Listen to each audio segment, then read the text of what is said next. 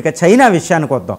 గత 2 దశాబ్దాలుగా, గత 20 సంవత్సరాలుగా అమెరికా కాస్త దూరమైంది పాకిస్తాన్కి అనుకునేటప్పటికి, పాకిస్తాన్కి ఫ్రెండ్గా ఆల్ వెదర్ ఫ్రెండ్షిప్ చేస్తూ మళ్ళీ ఇండియాని అణచడానికి పాకిస్తాన్ వాడుకుంటుంది చైనా. దాన్ని అణు కంట్రీ చేసి దానికి ఆయుధాలు ఇచ్చి అన్నీ ఇచ్చి. కానీ ఈరోజు చైనా ఇటు మళ్ళీ పాకిస్తాన్ తప్పు చేసింది, ఏది అమెరికాకి దగ్గర అవడం, ట్రంప్తో దగ్గర అవడం. దీంతో చైనా దాన్ని అనుమానిస్తుంది. చైనాకి ఇంకోటి ఏంటంటే, ప్రస్తుత పరిస్థితుల్లో చైనా డైరెక్ట్గా పాకిస్తాన్కి సపోర్టు చెయ్యదు, ఎంతసేపు ఇండైరెక్ట్గానే ఉండాలి. చూడండి, ఆపరేషన్ సింధూర్ జరిగేటప్పుడు చైనా వచ్చేస్తూ అనుకున్నా అది ఇండైరెక్ట్గానే ఉంటుంది.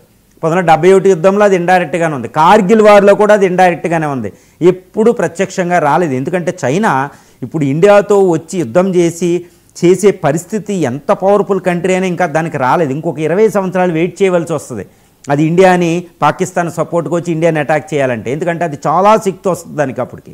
కాబట్టి అది దూరంగా ఉంటుంది కానీ ప్రత్యక్షంగా రాలేదు. కాబట్టి చైనా మనకి అడ్డు రాదు, అది ఒకటి అంతర్జాతీయమైన పరిస్థితులు. అది కూడా చైనా కూడా అటు తైవాను, సౌత్ చైనా సీలు ఇరుక్కుపోయి ఉంది, అటు అమెరికాతో ఇరుక్కుపోయి ఉంది, అక్కడ కోల్డ్ వార్ సౌత్ చైనా సీలు పసిఫిక్ ఓషన్లో. కాబట్టి చైనా పాకిస్తాన్కి సపోర్ట్గా రాదు. కాబట్టి అంతర్జాతీయంగా చైనా మనకు అడ్డంకి కాదు ఈ సమయంలో, గుర్తుపెట్టుకోవాలి. తర్వాత Islamic countries, organisation of Islamic country 57 దేశాలు